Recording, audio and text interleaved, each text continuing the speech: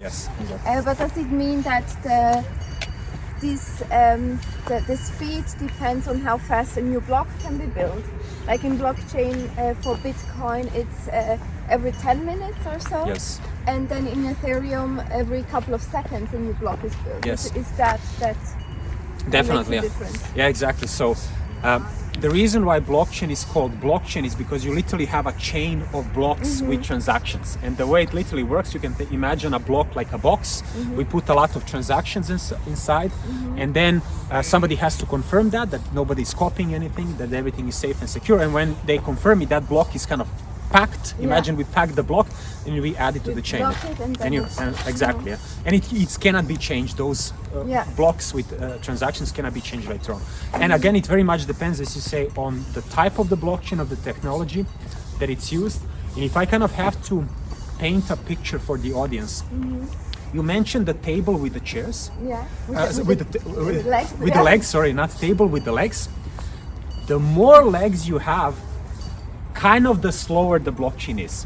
So if you have just a few legs, in many cases it's extremely fast, because imagine if you there are and less people to exactly confirm it. Exactly. Yeah. So imagine you and I are legs on this table, and you and I ask you, Carolina, is everything fine here? And you say yes, and you say, Anton, is everything fine? I say, yeah, it's fine. Super quick. Yeah, we wrap the block Yeah. and we put it in a chain.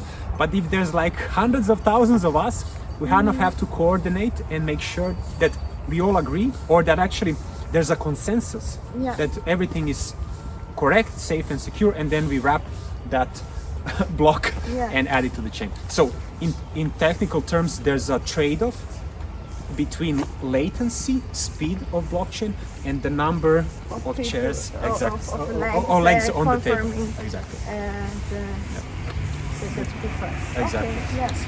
Wow, that's a very good analogy. And it's I get to understand it better and better how everything works. Yes. So Anton, thank you so much for taking the step back and putting a very solid base to build up on top of it. So what you do now with your company is you provide liquidity for digital assets. Yes. It's called market making. Yes. Could you explain that in a simple way? Yes. So that I know my daughter is not here, but when she watches the video, she maybe understands it as well. Okay.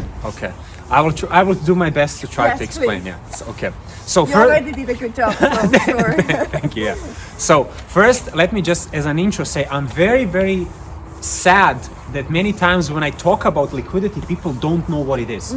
They think like, Anton, are you like thirsty and you need water? You know, is this liquidity? Why is there liquidity in the financial markets? I kind of don't get it. You know, so for me, actually, that's kind of very sad, but a big opportunity actually. So if we are able to explain it, maybe people will be more interested about what I do or what my company is trying to do. So now taking a step back. As you mentioned, I'm a co-founder of a couple of companies, and one of them is Lykke, you know. And there we did something very unique.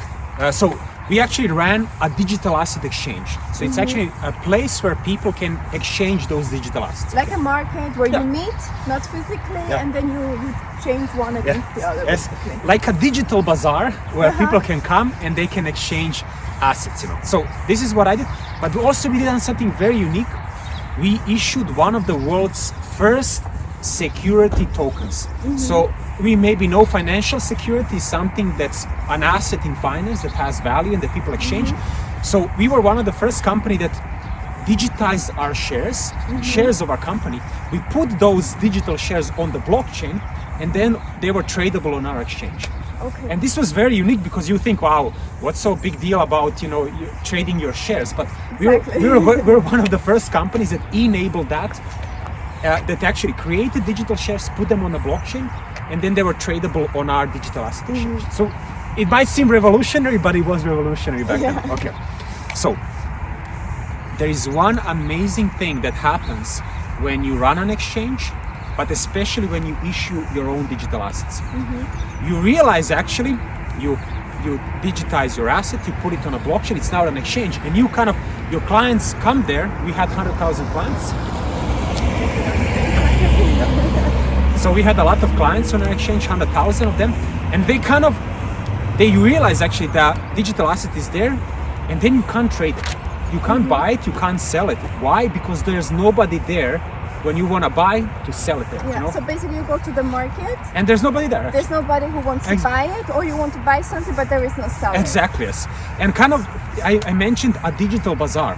So what does a bazaar have? It always has people who sit there and say, I will buy. If you're selling, I will buy. And if you want to buy, I will sell to you. And they have their inventory, they have their pieces, on the floor. And they're always willing kind of to trade those digital assets with you.